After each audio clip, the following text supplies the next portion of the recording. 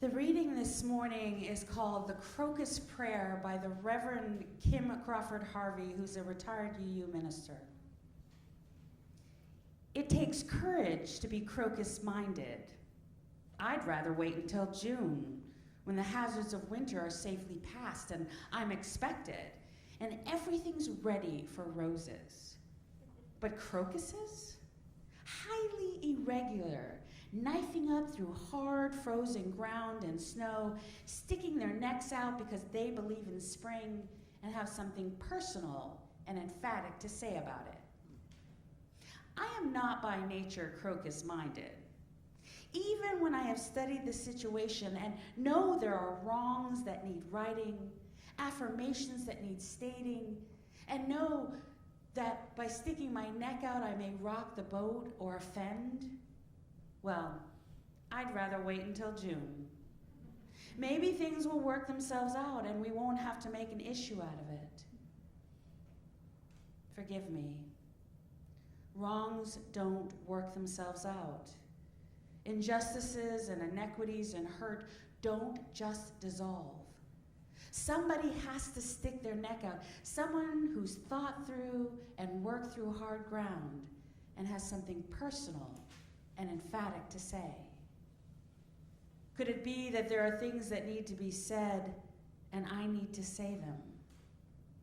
I pray for courage. Amen.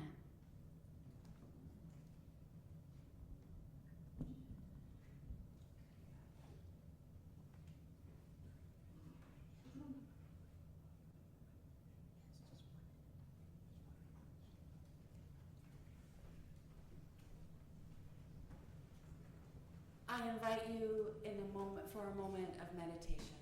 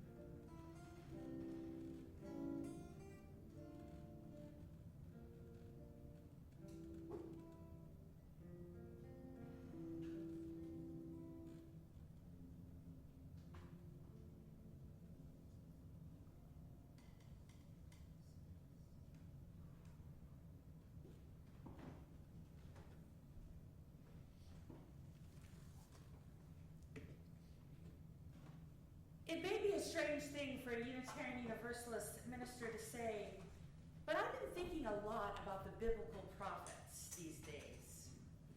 They were lone voices that weren't afraid to name the injustices they saw occurring in their communities and to speak out with conviction and compassion. They took on kings and church leaders condemning the hypocrisy, the lies, and the oppression of those who look to them for advice, spiritual nourishment, protection, and salvation. I despise your festivals and take no delight in your solemn assemblies, preached Amos. Even though you offer me burnt offerings, I will not accept them. Take away from me the noise of your song. I will not listen to the melody of your harps. But let justice roll down like waters and righteousness like an ever-flowing stream. Stop with all your ceremony and ritual, Amos was saying. God doesn't need that. What God wants is for you to spread justice and mercy. When studying the Old Testament in seminary, I discovered that my favorite prophet is Isaiah. He understood liberation theology way before it was named such. He understood that God was in the work to liberate the poor and the oppressed. Isaiah 61 verses 1 through 3 read, "The Spirit of God is upon me, because the Lord has anointed me to proclaim the good news to the poor. He has sent me to bind up the brokenhearted, to proclaim freedom to those captives, and release the darkness the prisoners, to comfort all who mourn and provide those who grieve, to bestow on them a crown of beauty instead of ashes, the oil of joy instead of mourning, the garment of praise instead of the spirit of despair."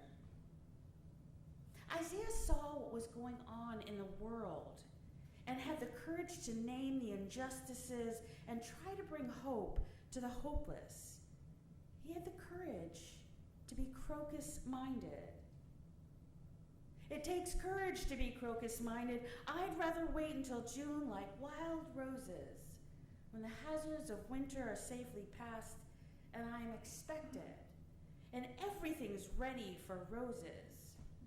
But crocuses?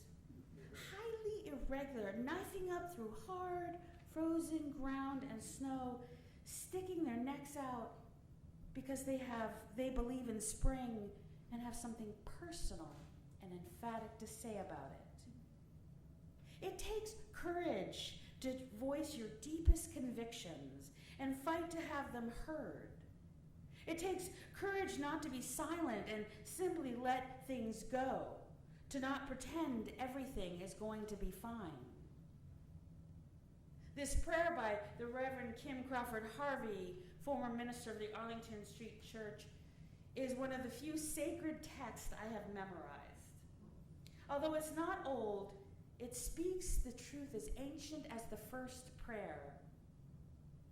We live in a world, a broken world, where injustices, inequities, and hurt are part of everyday life. I know you see it. I know many of you are feeling the weight of it. The weight of the despair, anger, fear, and frustration broiling all around us and in us.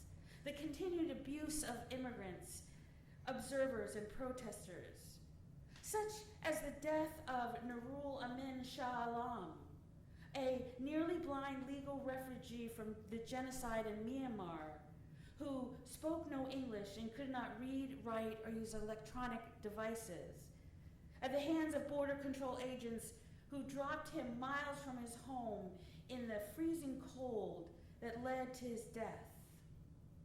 The ongoing efforts to destroy our democracy and abolish universal suffrage. The profit-making of the president and his billionaire friends as they steal from the American people and people around the world. The lies after lies about how good we are all doing, how we are imagining the price gouging and the healthcare costs rising, the distractions attempting to keep us focused away from Trump and his cronies' cover-up of Trump's abuse of teenage girls. The world is broken all around us. And at the same time, we have personal losses to grieve, health scares to deal with, children who are struggling, dysfunctional family relationships, addictions to manage. Even the basic daily chores and activities seem harder. Yes, life has become more complex and scary. It's often easier, safer, more comfortable to just go along, pretending it's not that bad, or that things will work themselves out, or we shouldn't rock the boat. I am reminded of the lyrics from the song Quiet by Connie Lim. Put on your face, know your place, shut up and smile. To speak out is to risk being shut down, ignored, or even harmed. Harvey Milk, the first openly gay elected official in California, said, "Hope will never be silent." And he was assassinated in 1978 for his work on behalf of the San Francisco community. But under the melting snow, the crocus calls to us. Where in your life do you hear the call of the crocus? Where are you feeling compelled to name an injustice, an inequity, or a hurt? Where do you see that in the world that you experience in your own life or in which you are participating? Where have you the courage to name the truth even when there was a risk? Did you call out a coworker, a friend, a family member for their racism, their sexism, their homophobia, transphobia? Where did you have the courage to give a voice to your own needs, your own desires, your own hope? And where have you remained silent when a single voice might have made a difference? Now, this doesn't mean speaking out isn't scary. It takes courage and conviction. Audre Lorde, the African-American lesbian feminist, wrote, "I have come to believe over and over again that what is most important to me must be spoken, made verbal, and shared, even at the risk of having it bruised or misunderstood." And I remind myself all the time now, if that I had been born mute or had maintained an oath of silence my whole life long for safety, I would still have suffered. I would still die. We can sit in our corners mute forever while our sisters and brothers and ourselves are wasted, while our children are distorted and destroyed, our whole earth poisoned. We can sit in our corners mute as bottles, and we still will be no more less afraid. I was going to die, if not sooner than later, whether or not I had ever spoken myself. My silence has not protected me. Your silence will not protect you. This is particularly true in our personal lives. Finding our voice takes faith. Faith in ourselves. Faith that we are worthy to be treated with dignity and respect. Faith that even if we're not heard, as the African-American gay author James Baldwin said, not everything that is faced can be changed, but nothing can be changed until it's faced. We must have faith that we can have a different life than the one we are now having. So often we need something from our partners, our children, our parents, our friends, and yet we never tell them what we need directly and honestly. Whether we are afraid of getting rebuffed or denied, we fail to articulate what we need and feel resentful that others aren't treating us as we would like. Nearly a year ago, a friend told me how she was tired of never seeing her family unless she went to them. They all live in about a 3-hour drive of here and her, and yet none of them would come to the Cape after her parents died. So I encouraged my friend to write them an email expressing her need to have closer ties with them, and her willingness to drive halfway, or even all the way if they wanted. I suggested that she acknowledge that they had busy lives, and if there was too much on their plate to connect with her, she'd at least know where she stood. This was scary for her, acknowledging what she needed and facing not getting those needs met. But a little later, she informed me that 2 of her brothers stepped up immediately.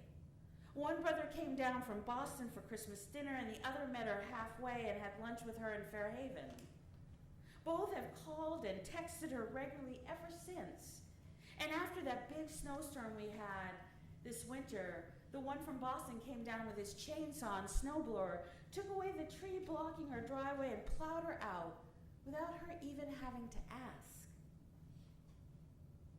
But when it comes to speaking out about what is going on in our communities, in our country, most of us find ourselves like Moses when God called on him from the burning bush, saying, "I have seen the misery of my people in Egypt. I've heard them crying out because of their slave drivers. I am concerned about their suffering. So now go. I'm sending you to the Pharaoh to bring my people, the Israelites, out of Egypt." And Moses responds, "Who am I that I should go to the Pharaoh and bring the Israelites out of Egypt? Who am I?" This reminds me of Marion Wright Edelman, the African-American president and founder of the Children's Defense Fund, who said, "Our deepest fear is not that we are inadequate. Our deepest fear is that we are powerful beyond measure. It is our light, not our darkness, that most frightens us. We ask ourselves, who am I to be brilliant, gorgeous, talented, fabulous?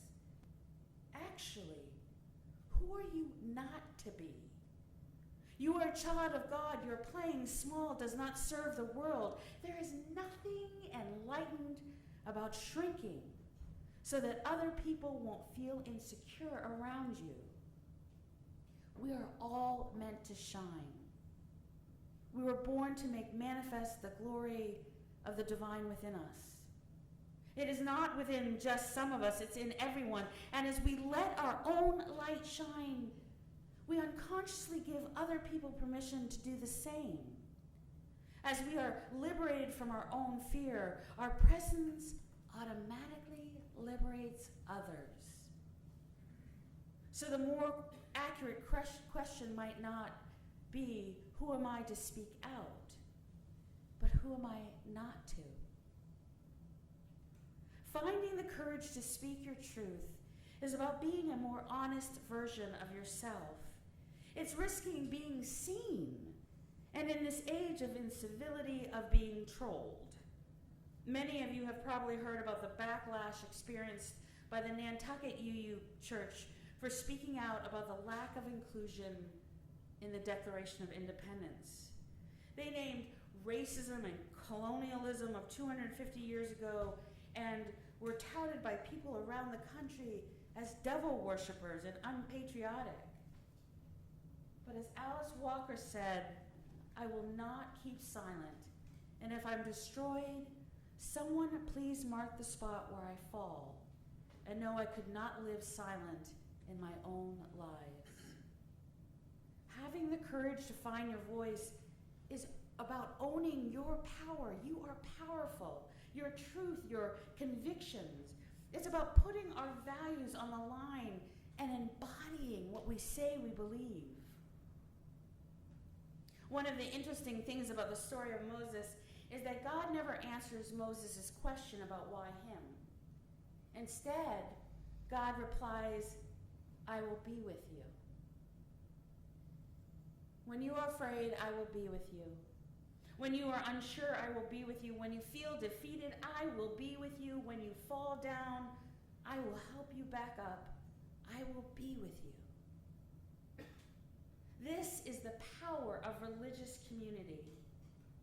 It helps us find the courage. It helps us be brave. As the Reverend Dr. Mark Morrison Reed wrote, it is the religious community that assures us that we are not struggling for justice on our own, but as members of the larger community. The religious community is essential, for alone our vision is too narrow to see all that must be seen, and our strength too limited to do all that must be done. Together, our vision widens and our strength is renewed. This community of faith is with you. The community of UUs on the Cape and Islands are with you. the community of UUs around the country are with you. So where might you be a prophet of justice, preparing the way for people to know you? Where might your voice make a difference, support a friend, save a life, change your life? I find myself repeating the Crocus prayer over and over these days. What are you waiting for, I ask myself? June? Well, June has come and gone. And every day our country moves further and further away from the ideals and values I believe in. The anger and fear people are feeling is palpable and at times frightening. The failure of courage of those who are supposed to represent and protect us is astounding. It's our turn to speak truth to power, to voice what we deeply believe and are willing to fight for every day, to have it heard. May the Spirit move us each to find our voice.